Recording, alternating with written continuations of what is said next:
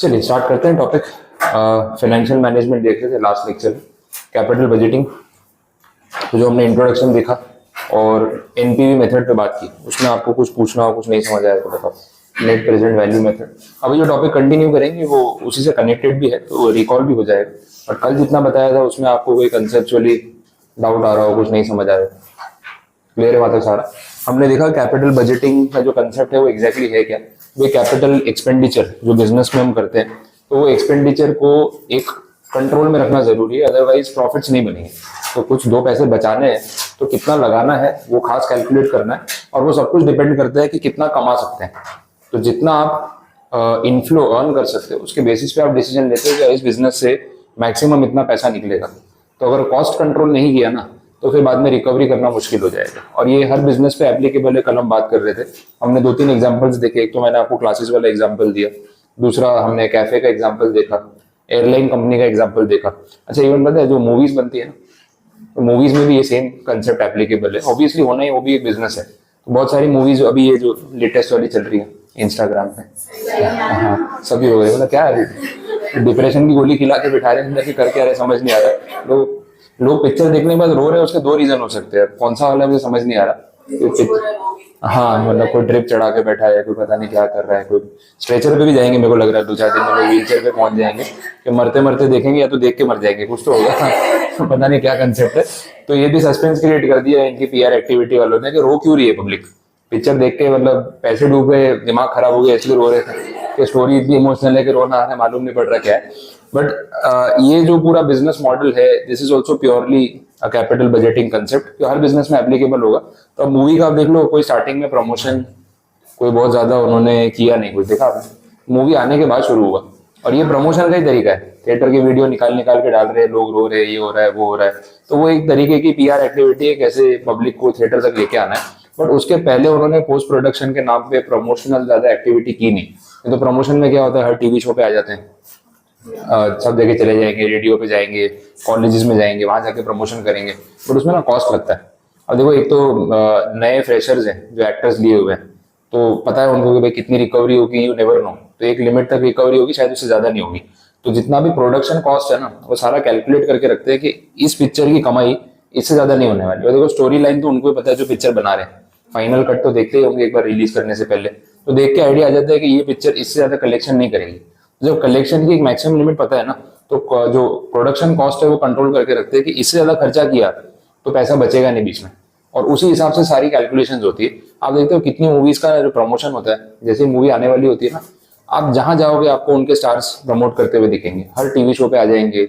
कितने बार सीरियल्स के बीच में भी आ जाता है, मतलब मैं तो आते ही हाँ मूवी प्रमोट करने। तो ये जितने एक्टर्स ये जिसकी मूवी है वो प्रमोट करने जाते हैं ना, वो लोग हर चीज का पैसा चार्ज करते हैं प्रोड्यूसर से।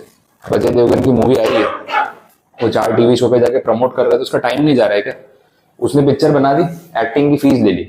अब आप उसको बोलोगे सर वो कपिल के शो पे जाके प्रमोशन कर दो, भाई मेरे पैसे लूंगा मैं इसके, कि आप मेरा एक दिन यूटिलाइज कर रहे हो तो उसका कॉस्ट लगेगा। अब प्रोड्यूसर अगर वो कॉस्ट बेयर करने को रेडी है तो ही वो एक्टर जाके प्रमोट करेगा, उसको पर्सनली कुछ फर्क नहीं पड़ता। उसने अपनी फीस ले ली ना, अब पिक्चर का क्या करना है तुम देख लो। तो पोस्ट प्रोडक्शन एक्सपेंसेस लग जाते हैं। तो जिन मूवीज का बजट कम होता है वो लोग क्या करते हैं, प्रमोशन करते ही नहीं है। अच्छा, स्टोरी लाइन अच्छी है तो प्रमोशन की जरूरत नहीं पड़ती, मत करो प्रमोट। एक बार ये फ्राइडे सैटरडे निकलने दो, पब्लिक जाती है ना, माउथ पब्लिसिटी से प्रमोशन शुरू हो जाता है कि वो पिक्चर अच्छी है, तो पैसा भी बचता है, उल्टा रिकवरी अच्छी होती है। लेकिन जो पिक्चर जितनी फालतू होती है ना, उसका प्रमोशन ज्यादा होता है। देख लेना, जितनी फालतू मूवी होगी ना वो हर प्लेटफॉर्म पे प्रमोट होती है। गेम ये है कि पहले 3 दिन में पैसा खींच लो, फ्राइडे सैटरडे संडे की सारी बुकिंग्स हैवी हो जाए, उसमें जितनी रिकवरी हो सकती कर लो, क्योंकि मंडे तो पब्लिक को मालूम पड़ जाएगा कि क्या है। तो पहले 3 दिन में जितने आ गए उतनी रिकवरी, मंडे से भी पिक्चर एकदम फ्लॉप हो जाएगी। तो ये सब कुछ कैलकुलेशन पे चलता है। तो हर जगह कैपिटल बजटिंग वाला जो कंसेप्ट है ना, वो हर बिजनेस में एप्लीकेबल होने वाला है, चाहे वो ये क्रिएटिव फील्ड हो, एंटरटेनमेंट हो या अदरवाइज हो वैसा। अब जो मेथड्स हमने देखे उसमें डिस्काउंटिंग और विदाउट डिस्काउंटिंग की बात हो रही थी। डिस्काउंटिंग वाली मेथड्स में time value of money, present value factor, ये सब कंसिडर होता है जो रियल कंसेप्ट है। तो हमने देखा कि नेट प्रेजेंट वैल्यू मेथड में हमने यही किया, इनिशियली आप कितना पैसा लगा रहे हो, कितनी रिकवरी होगी और कितने साल तक वो बिजनेस चलेगा, उसके ऊपर डिपेंड करेगा। सबसे इंपॉर्टेंट फैक्टर यहाँ हो जाता है कॉस्ट ऑफ कैपिटल, कि भाई 10% पर एनम है, 12% है, कितना है, तो वो सब फैक्टर्स देखे जाएंगे। अब एनपीवी मेथड जो हमने देखी, उसके बाद जो नेक्स्ट मेथड है that is called pi ratio, profitability index ratio. ये इसका नाम है।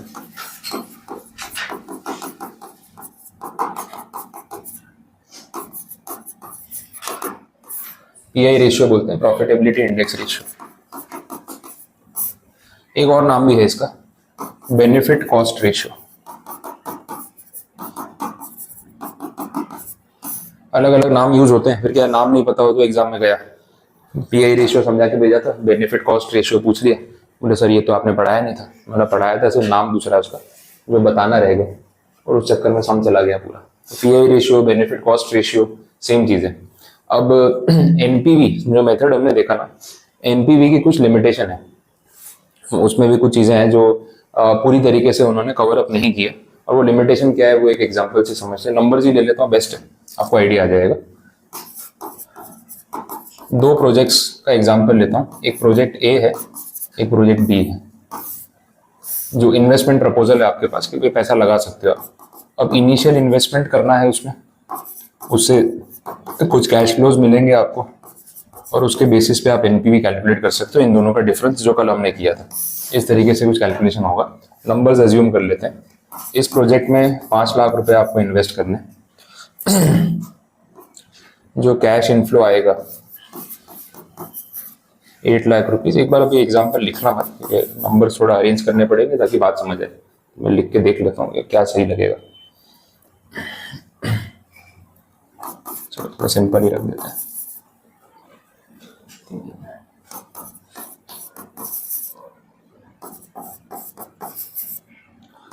ये नंबर्स हैं।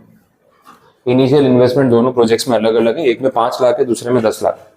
जो कैश इनफ्लो आएगा, ये this is present value of cash inflow, directly मैंने गिन लिया। यहाँ 8 लाख और यहाँ 14 लाख। डिफरेंस निकालोगे तो एनपीवी मिल जाएगा। इस प्रोजेक्ट में 5 लाख लगाए, 8 लाख वापस आए, तो नेट प्रेजेंट वैल्यू 3 लाख। यहाँ पे नेट प्रेजेंट वैल्यू 4 लाख। अब अगर आपको क्वेश्चन पूछा जाए एग्जाम में कि एनपीवी मेथड के बेसिस पे दोनों में से कौन सा प्रोजेक्ट बेटर है, तो आपका आंसर क्या होगा, ए या बी? बी, क्योंकि एनपीवी हायर है ना, तो एनपीवी ज्यादा है वो प्रोजेक्ट बेटर है।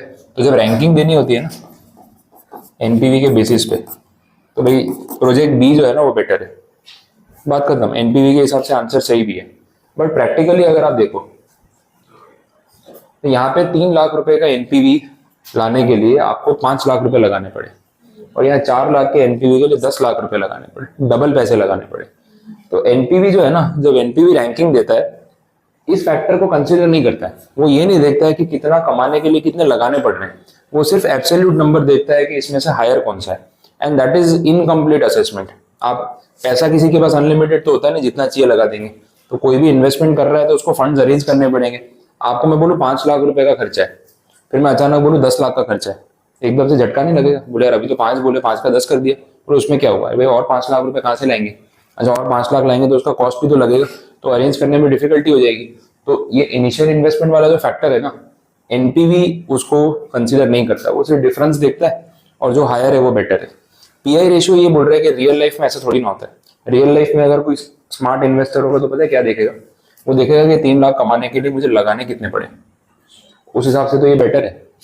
3 लाख का एनपीवी लाने के लिए सिर्फ 5 लाख लगाने पड़े, और 1 लाख के सरप्लस एनपीवी को अचीव करने के लिए और 5 लाख लगाने पड़े।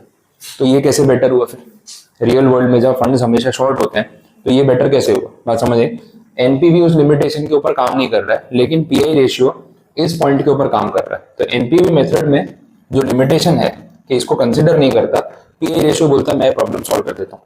समझ आ रही? अब पीआई रेशियो निकालते कैसे, मैं फॉर्मूला बताऊंगा तो आपको बात रिलेट हो जाएगी।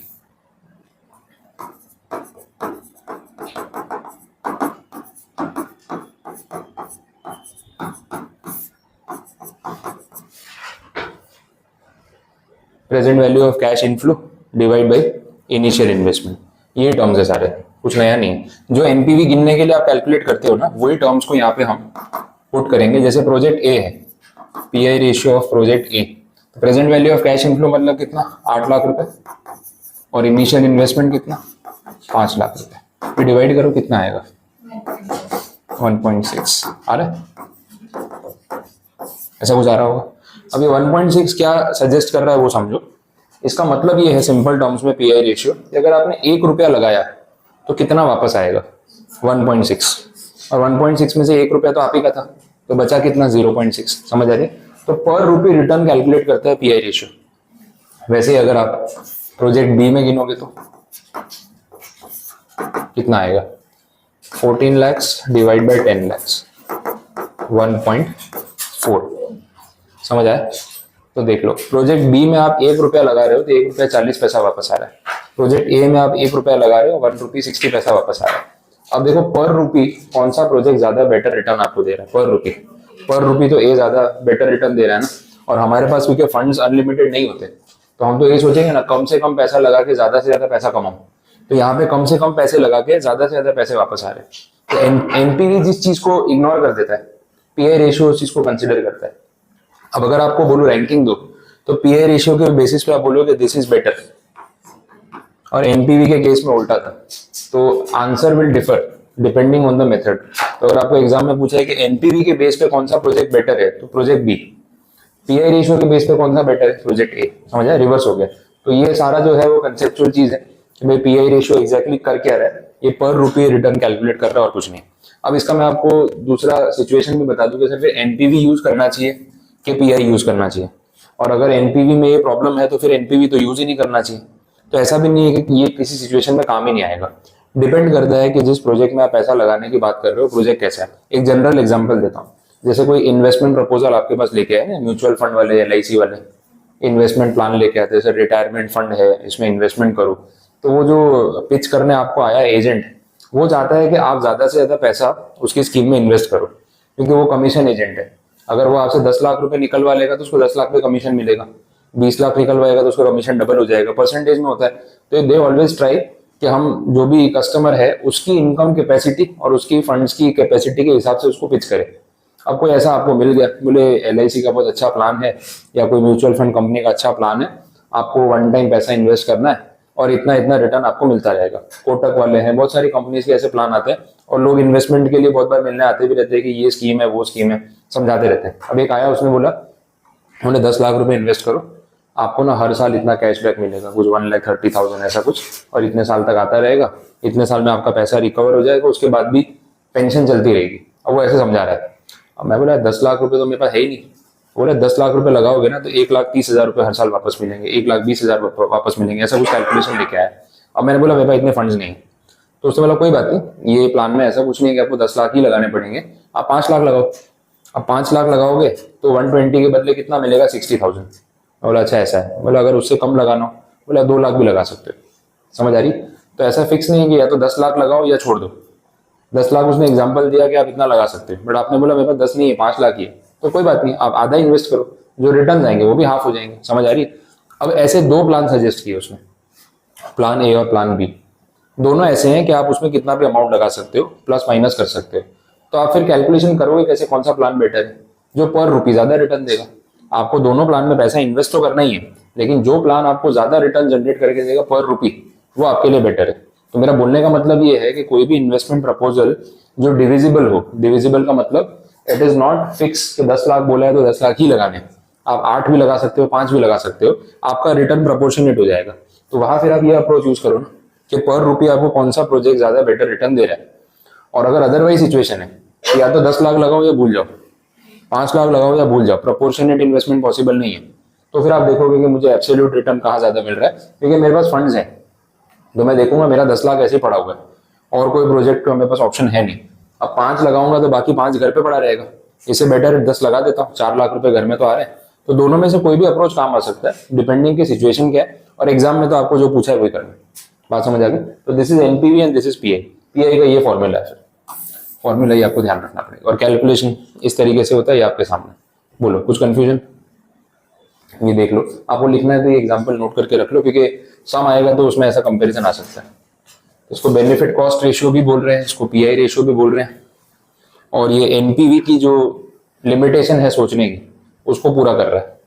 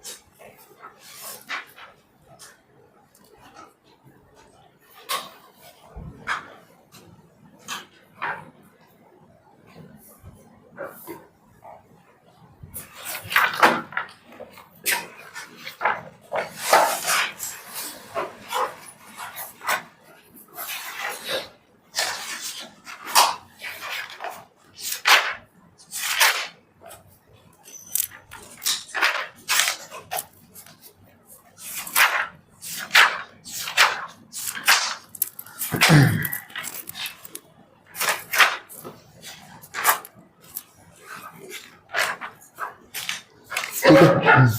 टॉपिक कंप्लीट ही वाला नोट कर लिए।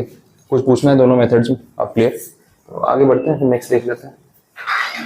अगला जो टॉपिक है एक सिंपल टॉपिक ले लेता हूँ, दैट इज पे बैक पीरियड मेथड। ये विदाउट डिस्काउंटिंग वाला भी है और इसमें भी डिस्काउंटिंग हो सकती है।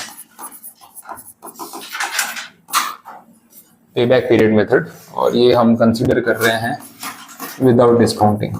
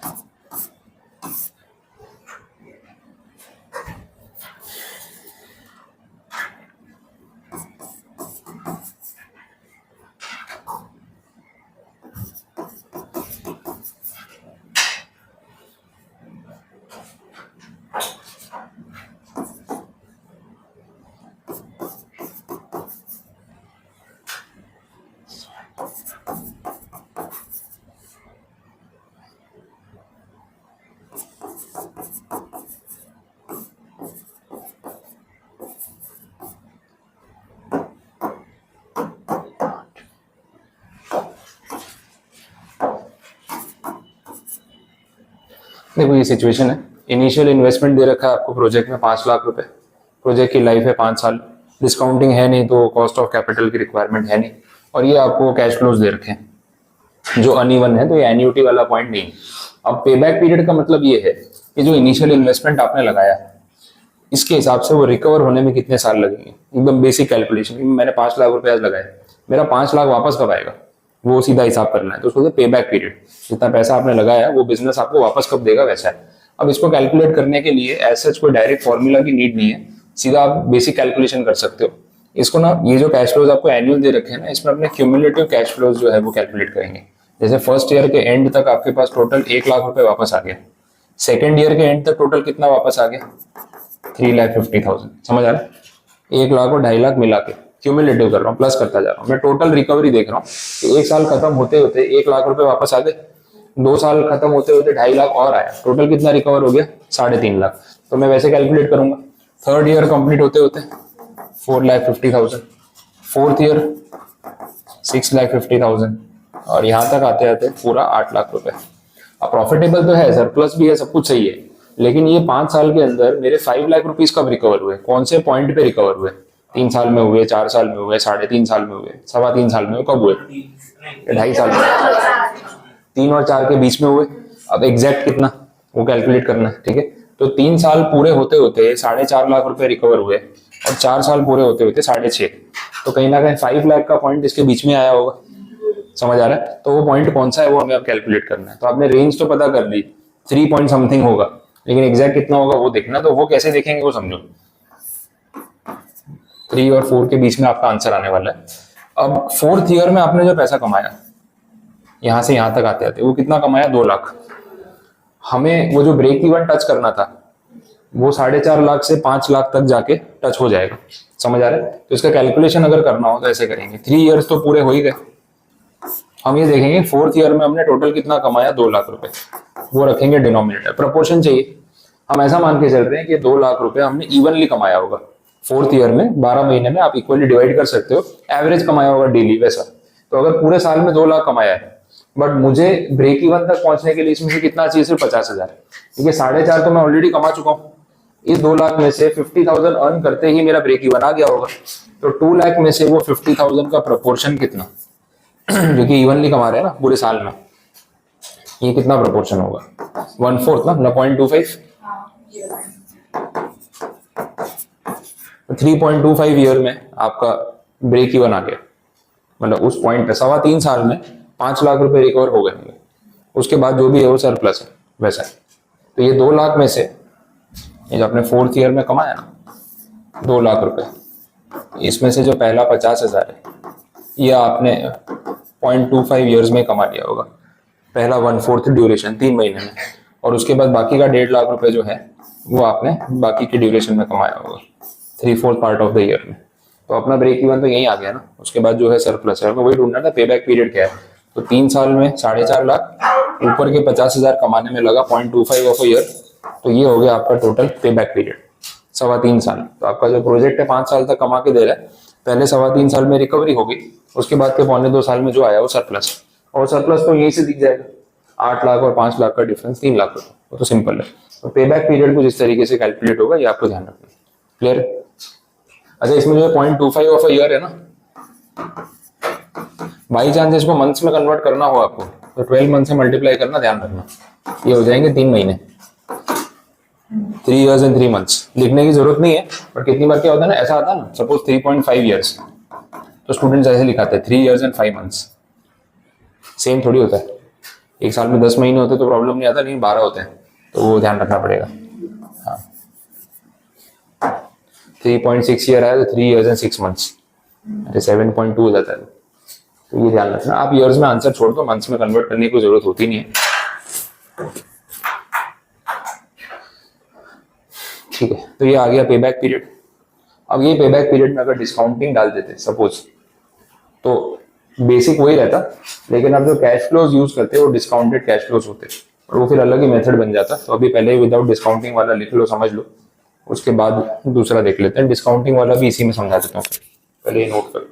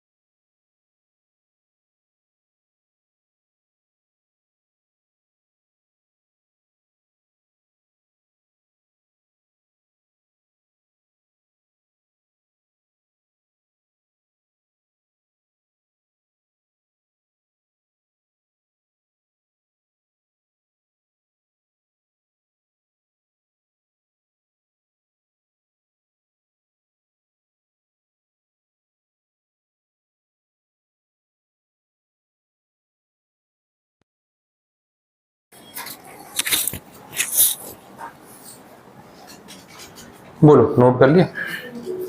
कुछ नहीं समझ आया इसमें, कुछ कंफ्यूजन? क्लियर है?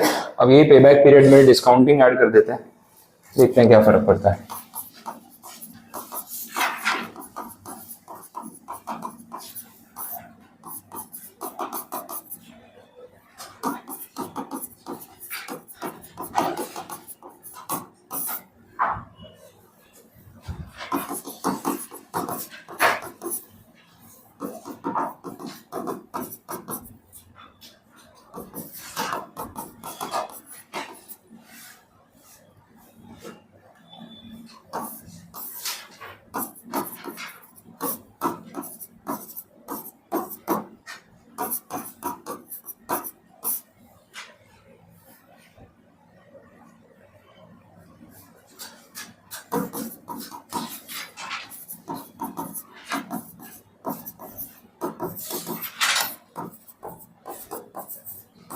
सेम कैश फ्लोज ले लेता हूँ जो पिछले सब में थे ना, वही 1 लाख 2.5 लाख वैसे करके 8 लाख रुपए था। कैश फ्लो सेम रखते हैं, डिस्काउंटिंग फैक्टर ऐड कर देते हैं यहाँ पे कि भाई 10% अपना कॉस्ट ऑफ कैपिटल का रेट है। अब पे बैक पीरियड फाइंड करना हो तो हम डायरेक्टली ये कैश फ्लोज यूज नहीं कर सकते, बिकॉज फिर इंटरेस्ट रेट वाला पॉइंट तो मिस हो जाएगा। तो कुछ फर्क नहीं है, आपको पहले इन कैश फ्लोज को डिस्काउंट करना पड़ेगा वो PVIF के साथ मल्टीप्लाई करके, ठीक है, ये एक्स्ट्रा पॉइंट आ जाएगा। तो फैक्टर्स लेने पड़ेंगे 10% वाले, जो लास्ट सम में भी अपन देख रहे थे। ये सब फैक्टर्स आएंगे 1 डिवाइड बाई 1.1 करके, ये सब फैक्टर्स हैं। अब इनको मल्टीप्लाई करोगे तो आपको जो मिलेगा वो डिस्काउंटेड कैश फ्लोज, ठीक है, इसको डिस्काउंटेड कैश फ्लोज बोलेंगे। तो ये कैश फ्लोज हमें चाहिए। ये कैश फ्लोज जैसे ही आएंगे फिर इसको क्यूमुलेटिव करना है, जैसे अभी पिछले सम में कर रहे थे वैसे। तो पहले अभी डिस्काउंटेड कैश फ्लोज ढूंढ लो।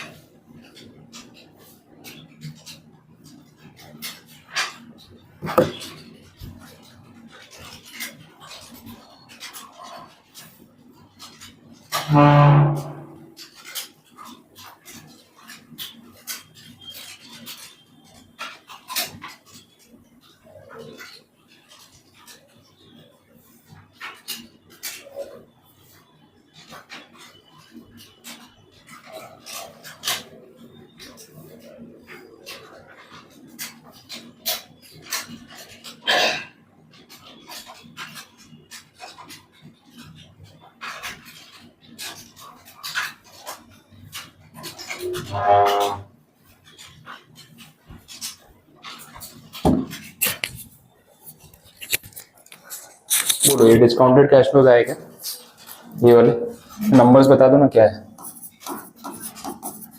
ये वाला कितना,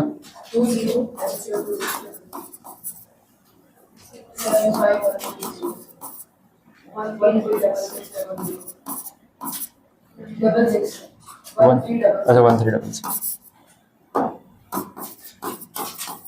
और ये लास्ट, ठीक, ये सारे आ गए डिस्काउंटेड कैश फ्लोज। इसके बाद वही करना है जो पिछले सम में किया, इसका क्यूमुलेटिव करना है। 90910 प्लस ये वाला अमाउंट कितना आ रहा है,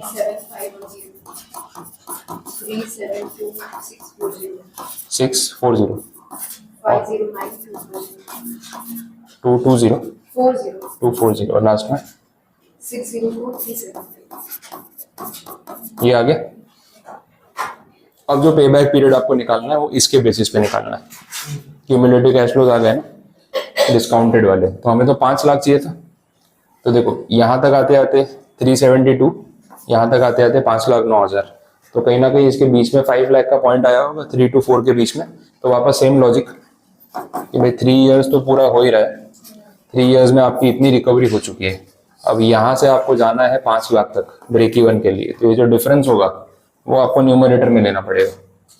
5 लाख और 372 का डिफरेंस, तो 127,360 ये होगा। और डिनोमिनेटर में जो आपने ये कमाया ना पूरे साल में, इसका डिफरेंस, इसका डिफरेंस निकालो एक बार कितना है। वो तो न्यूमरेटर का, डिनोमिनेटर का बताओ। 13667। हाँ ये भी ले सकते थे, सही सेम ही आएगा। तो ये जो रेशियो है ना, इसको 3 इयर्स में प्लस करेंगे तो आपको आंसर मिलेगा।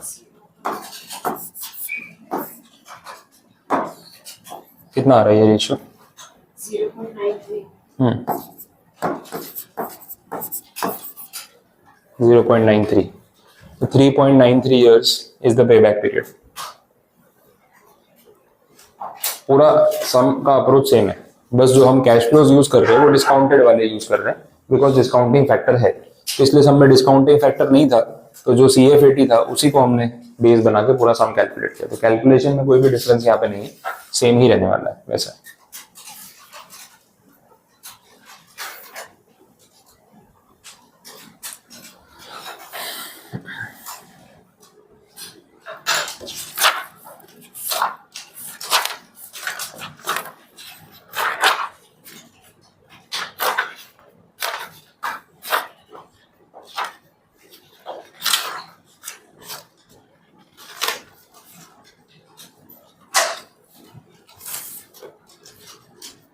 बोलो कंप्लीट है। तो एनपीवी हो गया, पीआई रेशियो हो गया, पे बैक पीरियड में दो टाइप्स हो गए, विद डिस्काउंटिंग विदाउट डिस्काउंटिंग। अब इसके बाद आईआरआर मेथड आता है, लेकिन वो थोड़ा बड़ा मेथड है तो वो आज का टारगेट नहीं है। एक दो छोटे छोटे कंसेप्ट वो बता देता हूँ जो इसके साथ आपको समझ में आ जाएंगे, बाकी फिर सम्स प्रैक्टिस करना है वो कल के लेक्चर में स्टार्ट करेंगे। ये नोट कर लिया सबने? ठीक है, तो आगे देखते हैं। चलो नेक्स्ट जो टॉपिक है एकदम बेसिक सा टॉपिक है, ज्यादा डिटेल कैलकुलेशन नहीं है। इसको बोलते हैं रिस्क एडजस्टेड डिस्काउंटिंग रेट। ठीक है, एकदम माइनर सा टॉपिक, अगर सामने आया भी तो एक पॉइंट एक्स्ट्रा ऐड होगा, बाकी साम वही रहने वाला है। Risk adjusted discounting rate. Discounting rate क्या होता है वो तो आपको पता ही है, अभी हम देख ही रहे थे। रिस्क एडजस्टेड वाला क्या फैक्टर है वो समझो। अब आपने कॉस्ट ऑफ कैपिटल भी पढ़ लिया है तो चीजें थोड़ा बहुत रिलेट भी हो जाएंगी। हमने देखा था एक इन्वेस्टर जो होता है ना, उसका भी उसकी एक एक्सपेक्टेशन होती है कि एक पर्टिकुलर प्रोजेक्ट से वो कितना पैसा एक्सपेक्ट कर रहा है। अब रिस्क का कुछ रिलेशन है रिटर्न्स के साथ। आपका प्रोजेक्ट में जितना रिस्क होगा उतना आप रिटर्न ज्यादा एक्सपेक्ट करोगे या कम रिटर्न भी चलेगा? सेफ इन्वेस्टमेंट होती है तो कम रिटर्न चल जाता है, लेकिन रिस्की इन्वेस्टमेंट है तो फिर प्रोबेबिलिटी होनी चाहिए कि अगर रिटर्न मिला तो ज्यादा मिलना चाहिए, फिर मैं थोड़े से रिटर्न के लिए रिस्क क्यों लूंगा। बात समझ आ रही? तो यहाँ पे ना आपको रिस्क एडजस्टेड डिस्काउंटिंग रेट में ना एक रिस्क फैक्टर दिया होगा सम में, और उसके हिसाब से कॉस्ट ऑफ कैपिटल दी होगी। रिस्क फैक्टर को ऐसे कुछ नंबर्स में वो लोग ले लेते हैं कितनी बार, ऐसा कुछ रिस्क फैक्टर दे दिया और बोला कि इसके हिसाब से आपको कॉस्ट ऑफ कैपिटल सिलेक्ट करनी है।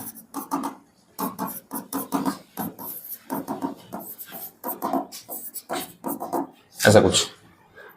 अब आपको बोला हुआ है दो प्रोजेक्ट्स हैं, एक प्रोजेक्ट ए और दूसरा प्रोजेक्ट बी। प्रोजेक्ट ए का जो रिस्क फैक्टर है वो है 0.6 और प्रोजेक्ट बी का जो रिस्क फैक्टर है दैट इज 0.2। ऐसा कुछ दे रखा है। बाकी सारा वही डेटा, इनिशियल इन्वेस्टमेंट सब सेम ही रहेगा। इनिशियल इन्वेस्टमेंट दे रखा है, प्रोजेक्ट की लाइफ दे रखी है और कैश फ्लोज दे रखे हैं। आपको कैलकुलेट करना है एनपीवी मेथड से डिस्काउंटिंग करके कौन सा प्रोजेक्ट बेटर है और कौन से में इन्वेस्ट करें। अब सीधी बात है कि ये सब चीजें के बेसिस पे हम एनपीवी तो निकाल ही सकते हैं, बट एनपीवी निकालने के लिए डिस्काउंटिंग रेट चाहिए होता है। डिस्काउंटिंग रेट इस पे डिपेंड करेगा। आप देखोगे प्रोजेक्ट ए जब आप कैलकुलेट कर रहे होगे तो डिस्काउंटिंग रेट आपको इस हिसाब से सिलेक्ट करना होगा। तो प्रोजेक्ट ए में डिस्काउंटिंग 18% के हिसाब से होगा, समझ आ रही? और वही प्रोजेक्ट बी में जो डिस्काउंटिंग होगा वो 12% के हिसाब से होगा। बाकी तो सम सेम ही है। एनपीवी निकालना है, एनपीवी निकालना आपको आता ही है, बट डिस्काउंट रेट यहाँ से आपको सिलेक्ट करना पड़ेगा। अभी तक के समझ में कैसा था, सेम डिस्काउंटिंग रेट होता था, प्रोजेक्ट ए है प्रोजेक्ट बी है, दोनों में कॉस्ट ऑफ कैपिटल 10% है। यहाँ ऐसा नहीं है, यहाँ पे रिस्क फैक्टर पे डिपेंड करेगा। तो ज्यादा रिस्की प्रोजेक्ट होगा, 0.6 मतलब रिस्क फैक्टर ज्यादा हो गया, तो इन्वेस्टर की एक्सपेक्टेशन बढ़ेगी, तो वो डिस्काउंटिंग के लिए हायर रेट यूज करेगा।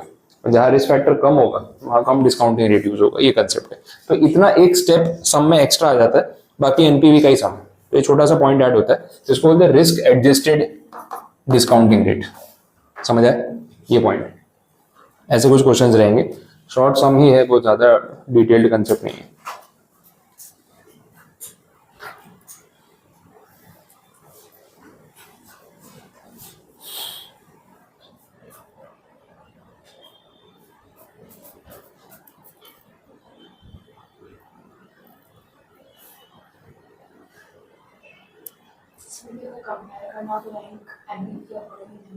हाँ हाँ, निकलता तो लास्ट में एनपीवी है, खाली कॉस्ट ऑफ कैपिटल जो आप लेते हो वो रिस्क पे डिपेंड करती है।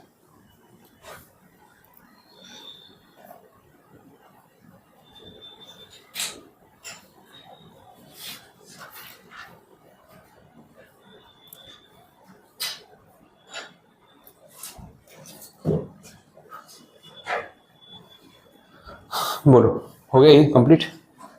रिस्क एडजस्टेड डिस्काउंटिंग रेट, ऐसा ही एक सिमिलर कंसेप्ट है, ऑलमोस्ट इसके जैसा ही है, वही बता देता हूँ। छोटे छोटे शॉर्ट टॉपिक्स इन बिटवीन के अपने कवर होते जाएंगे, फिर जब समझ आएंगे तो वो भी सॉल्व करा दूंगा। रिस्क एडजस्टेड डिस्काउंटिंग रेट हो गया। इसके बाद जो टॉपिक है उसको बोलते हैं सर्टेनिटी इक्विवेलेंट फैक्टर।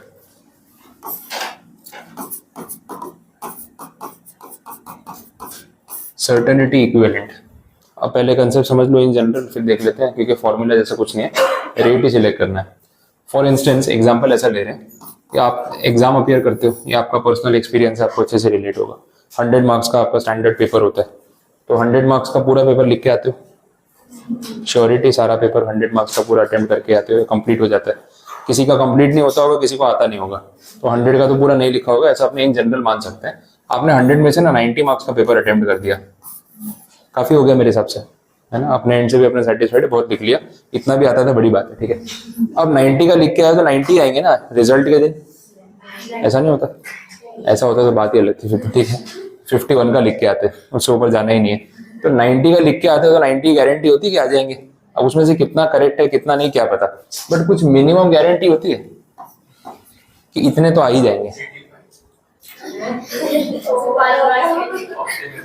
हाँ चलो, सबका अपना अपना इवैल्यूएशन होता है। 85 ठीक है, और कुछ 90 में से, तो किसी ने बोला 50, उतने तो लाने ही है, उतने तो लाना। 70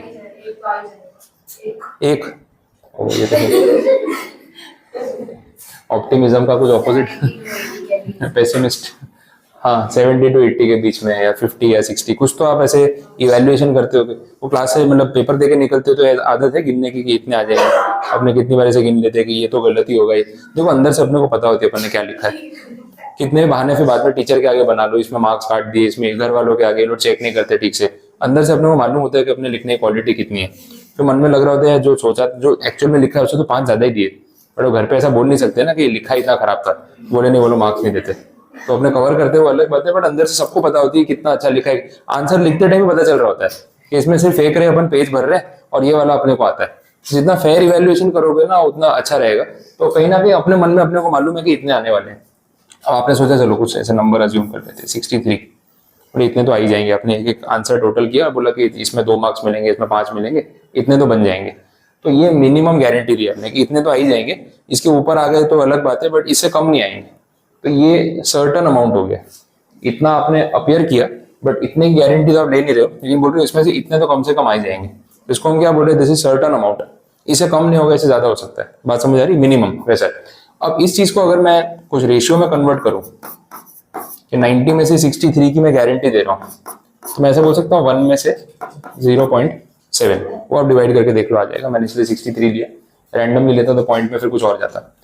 तो ये जो है ना 0.7, ये पता है क्या है, ये सर्टेनिटी इक्विवेलेंट फैक्टर है। सर्टेनिटी कितना सर्टन है कितना अनसर्टन है। तो बोले देख 90 का पेपर लिख के आया हूँ, 63 तो आ ही जाएंगे, मैंने गिने, ये तो सर्टन है, गारंटी इतने तो आएंगे। अब 65 आ गए, 68 आ गए, 72 आ गए, 85 आ गए तो अलग बात है, लेकिन 63 से नीचे नहीं आएंगे, मिनिमम गारंटी। समझ में आ रहा है। तो ये इससे जो फैक्टर निकला ना ये 0.7, इसको हम बोलते हैं सर्टेनिटी इक्विवेलेंट फैक्टर। अभी अपने कैश फ्लोज में कहाँ काम आता है वो समझना है, वो भी देख लो।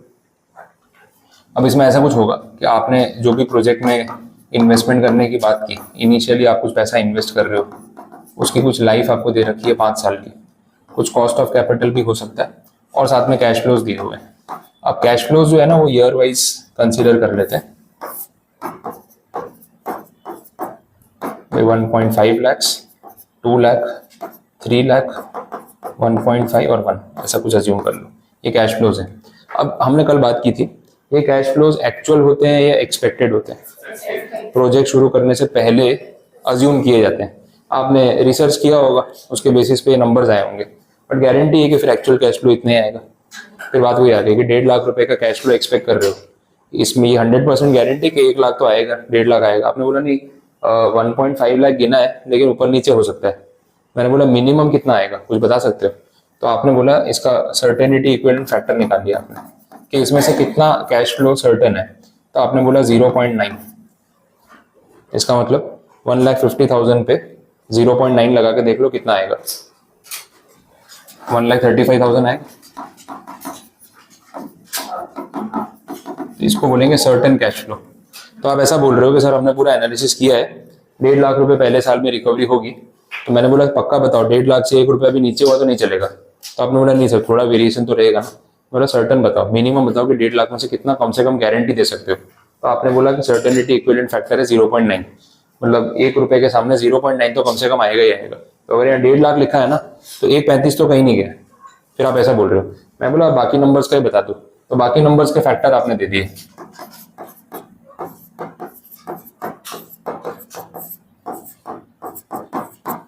बात समझ आ रही? अब पता है क्या होगा, इन सब में से मैं सर्टन कैश फ्लोज निकाल लूंगा मल्टीप्लाई कर करके, और कुछ नहीं करना है। सब में सर्टन कैश फ्लोज निकाल लूंगा। अब जब मैं इस प्रोजेक्ट का इवैल्यूएशन करूंगा ना कि मुझे पैसा लगाना चाहिए कि नहीं लगाना चाहिए, तो मैं इन कैश फ्लोज को यूज नहीं करूंगा, मैं इन कैश फ्लोज को यूज करूंगा मिनिमम गारंटी के लिए। कि इससे जो आंसर आएगा वो तो मिनिमम है कि उतना तो आना ही आना है क्योंकि आप ही ने गारंटी दी। लेकिन ये जो है इसमें थोड़ा वेरिएशन का चांस है, 5-10%, 15% ऊपर नीचे भी हो सकता है, ज्यादा भी जा सकता है, लेकिन मिनिमम आपने बता दिया कि भाई इतना आएगा। तो ये जो कैश फ्लोज आएंगे इसको यूज करके हम जो एनपीवी निकालेंगे वो गारंटीड होगा मिनिमम, इससे नीचे नहीं जाएगा। और अगर वही पॉजिटिव आ गया तो फिर पूरे सेफ है अपन, रिस्क नहीं। तो जो एक्सपेक्टेड नंबर्स होते हैं उसमें भी एक रिस्क एलिमेंट होता है। तो उसमें से मिनिमम गारंटी कितनी, वो फैक्टर बोलते हैं सर्टेनिटी इक्विवेलेंट फैक्टर। अब अगर ये सम आता है तो आप एनपीवी तो गिन रहे हो, नया क्या कर रहे हो, सिर्फ एक स्टेप एक्स्ट्रा कर रहे हो, ये मल्टीप्लाई करने वाला और इसको यूज करने वाला बस। तो ये पूरा सम एनपीवी का ही सम है, बस ये वाला पार्ट उसमें एक्स्ट्रा है। पिछले सम में वो आरएडीआर वाले में भी सेम था, पूरा सम एनपीवी का ही था, खाली जो रेट सिलेक्ट करते थे ना उसके लिए आपको फैक्टर देखना पड़ता था। तो एक एक स्टेप एक्स्ट्रा आ जाता है, बाकी सम वही रहता है। तो छोटे छोटे मेथड्स हैं, कुछ बहुत ज्यादा इसमें डिफरेंट कैलकुलेशन नहीं। तो एनपीवी अपने चैप्टर का बेस है, एक एनपीवी निकालना आता है तो पीआई रेशियो भी आ जाएगा, आरएडीआर भी आ जाएगा, सर्टेनिटी इक्विवेलेंट भी आ जाएगा, मोस्टली सब उसी बेस पे चलता है। तो इतना वो डिफिकल्ट नहीं है। अभी सम भी सॉल्व करेंगे आगे तो फिर आपको ग्रिप आ जाएगी। बोलो कंप्लीट है बस। तो ये भी एक टॉपिक छोटा सा है, वो कंप्लीट हो गया, सब मॉड्यूल में दे रखे हैं। तो आज के लिए इतना रखते हैं, काफी सारे मेथड्स हमने देख लिए। अब इन पे सम्स देखने हैं वो कल स्टार्ट करेंगे और फिर उसके बाद बाकी मेथड्स पे बढ़ेंगे।